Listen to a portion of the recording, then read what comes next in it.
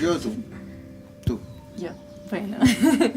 Yo me llamo Karin Krebs, yo soy de Suiza y estamos aquí en Cochabamba desde 1 año y medio. Trabajamos Trascomundo, que es una ONG suiza, en el trabajo del desarrollo comunitario. Yo específicamente en el desarrollo de los derechos de la mujer aquí en Cochabamba. Me llamo Paulo Vallejos, soy de Chile.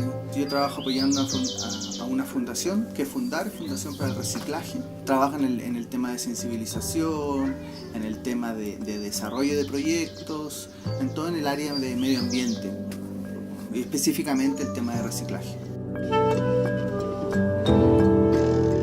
Mi relación con la naturaleza, a ver, yo tenía la fortuna de crecer en el campo. Mis papás tienen una finca. Como yo crecí, me han enseñado de respetar mucho la naturaleza, de mirar la naturaleza, mirar las nubes, mirar el bosque, mirar los pastitos, ir a buscar gusanitos, cosas así yo pude hacer en mi niñez. Y eso me formó mucho porque es una parte muy importante para mi vida. Si yo necesito de cargar mis pilas, de tomar energía, ¿no? Mis papás me han entregado esa conciencia de que está en toda parte y nosotros somos parte de, y no podemos ignorarlo. Mi relación directa, en qué puedo influir, trato de hacerlo mejor por la naturaleza. Y no lo hago, obviamente no lo hago 100% porque creo que es difícil uno como ser humano no producir un impacto en la naturaleza con el vivir. Entonces al final ese impacto con la naturaleza es fuerte el que uno de distintas medidas un poco. Si la puedes disminuir lo más posible, que creo que pueda disminuirse, no sé si llegar a cero porque siempre se va a producir un impacto en la naturaleza. Entonces ahí está un poco hasta dónde llega tus límites un poco, porque hay algunos días que tienes más límite, el límite un poco más alto, otros días el límite un poco más bajo. En invierno hay mucho smog, no llueve y no hay mucho viento, entonces Cochabamba es como una olla. Entonces todo se queda aquí. Entonces aquí vivimos, en ese barrio vivimos un poquito más arriba y si miras sobre la ciudad, en invierno hay una tapa blanca y no ves ninguna casa allá abajo.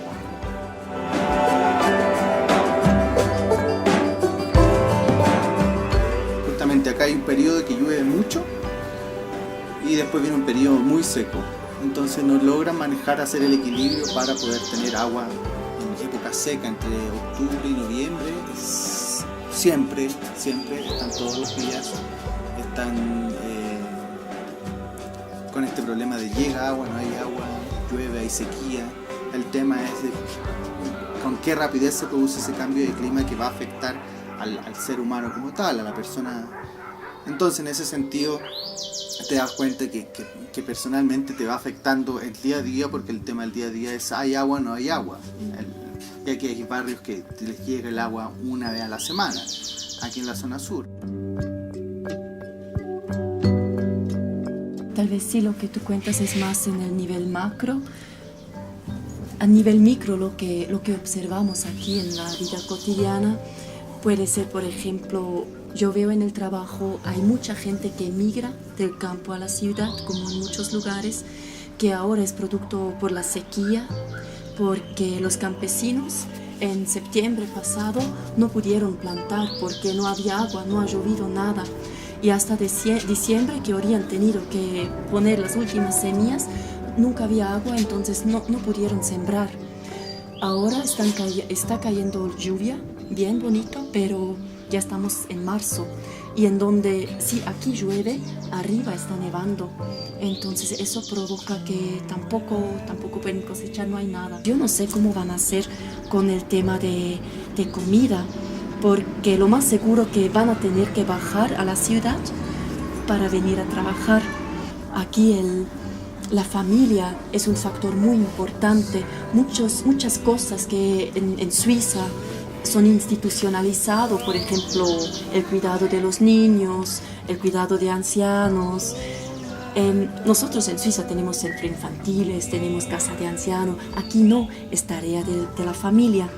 Y como hay esa migración, el sistema familiar aquí no existe. Uno viene y está solo y no hay apoyo porque el Estado no brinde y la familia no está. Entonces son personas que se encuentran solitos.